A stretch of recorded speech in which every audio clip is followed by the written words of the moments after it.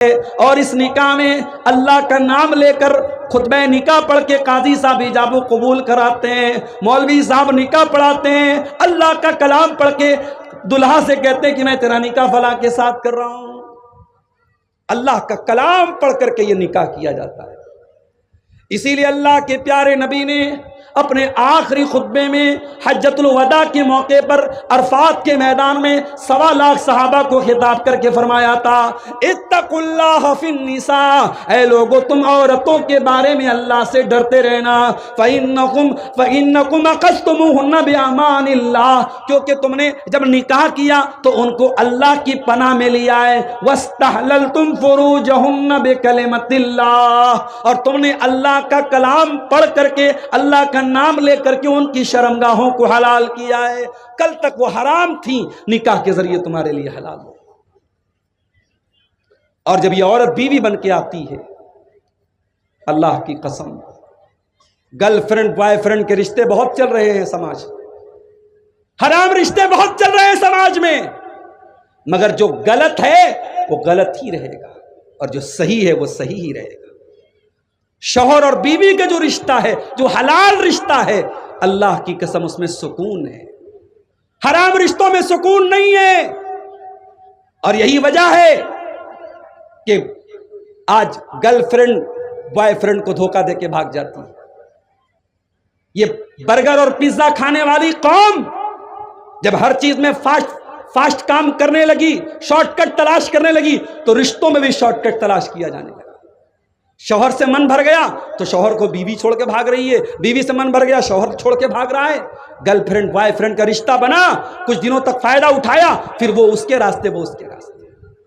کتنی بڑی بے غیرتی ہے، کتنی بڑی بے شرمی ہے کہ ایک دوسرے کے تن سے فائدہ اٹھایا جائے، ایک دوسرے کے شریر سے فائدہ اٹھایا جائے، اور اس کے بعد کہا جاتا بریک اپ ہو گیا، بریک اپ ہو گیا۔ آج بریک اپ ہوا، کل پیچ اپ ہوا، اس کے ساتھ بریک اپ ہوا، اس کے ساتھ پیچ اپ ہوا۔ رشتہ نہیں ہوا، کپڑا ہے، ڈوری ہے، باندھی نہیں، یہ رشتہ ہے میرے پیارے ساتھ۔ اسی لیے حرام رشتے میں وہ سکون پیدا ہو ہی نہیں سکتا جو نکاح میں پیدا ہوا ہے۔ یہ الگ بات ہے کہ ہم نے نکاح کو بھی آج ایک مقدس رشتے کو بھی آج ہم نے ناپاک بنا دیا ہے۔ اب نکاح کہاں ہوتا ہے بھائی صاحب؟ اب تو سودا ہوتا ہے۔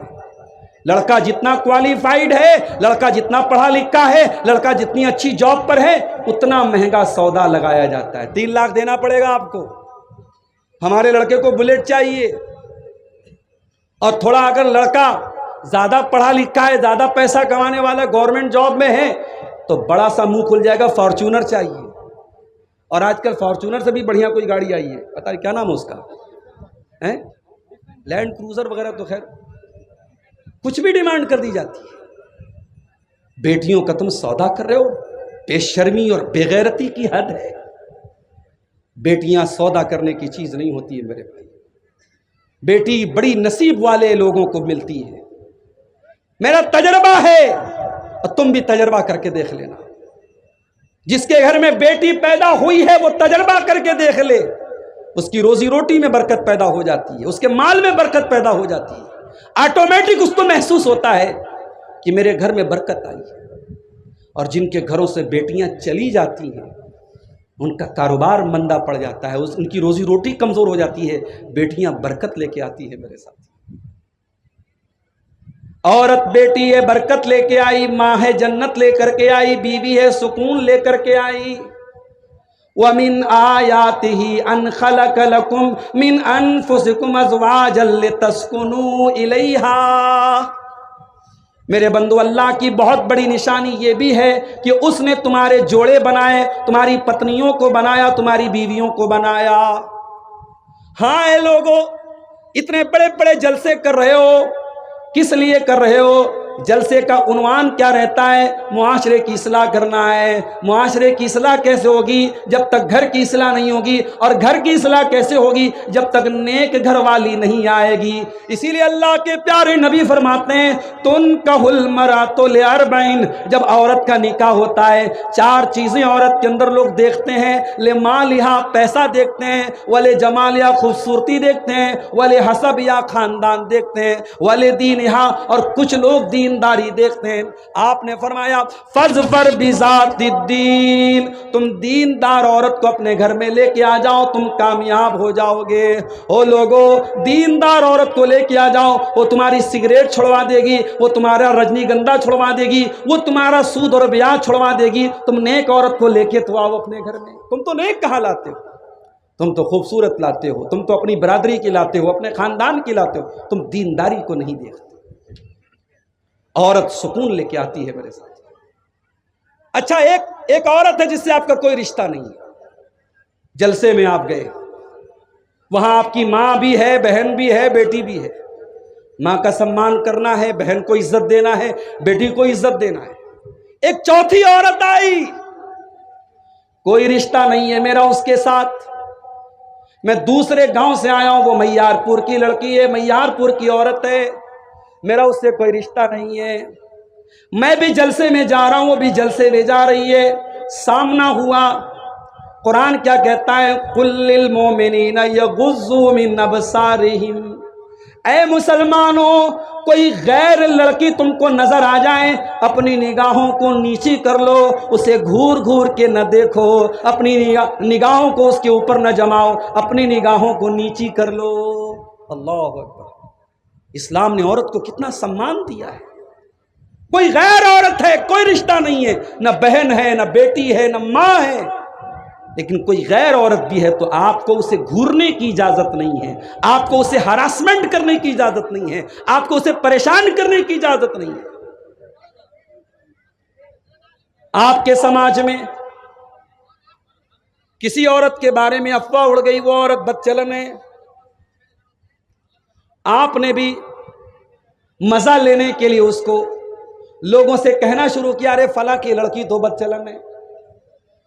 آپ کے پاس کوئی پروف نہیں ہے، آپ کے پاس کوئی دلیل نہیں ہے، اور آپ نے کسی عورت کو بدچلن ہونے کا آروپ لگایا، کیریکٹر پر آروپ لگایا، تو قرآن کیا کہتا ہے؟ وَالَّذِينَ يَرْمُونَ الْمُحْصَنَاتِ ثُمَّ لَمْ يَأْتُوا بِأَرْبَعَةِ شُهَدَاءَ فَاجْلِدُوهُمْ 80 جلدہ، جو کسی بے قصور عورت پر، کسی پاک دامن عورت پر بدچلنی کی تہمت لگائے، چرترہین ہونے کا الزام لگائے، کیریکٹر لیس ہونے کا الزام لگائے، اس عورت کے اوپر زنا کا الزام لگائے، اور 4 گواہ اس کے پاس نہ ہو۔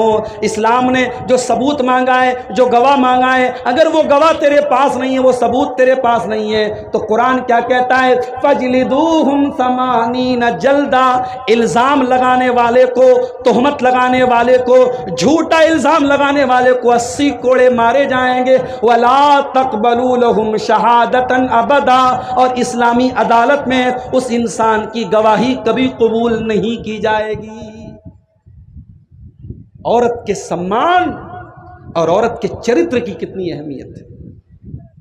عورت پر آپ نے جھوٹا الزام لگایا ہے، 80 کوڑے لگیں گے، اور عدالت آپ کو بین کر دے گی کہ یہ آدمی کوئی بھی گواہی دے گا، اس کی گواہی ان ایکسیپٹیبل ہے، اسویکاریہ ہے، اس کی گواہی قبول نہیں کی جائے گی۔ یہ ہے عورت کا سمان۔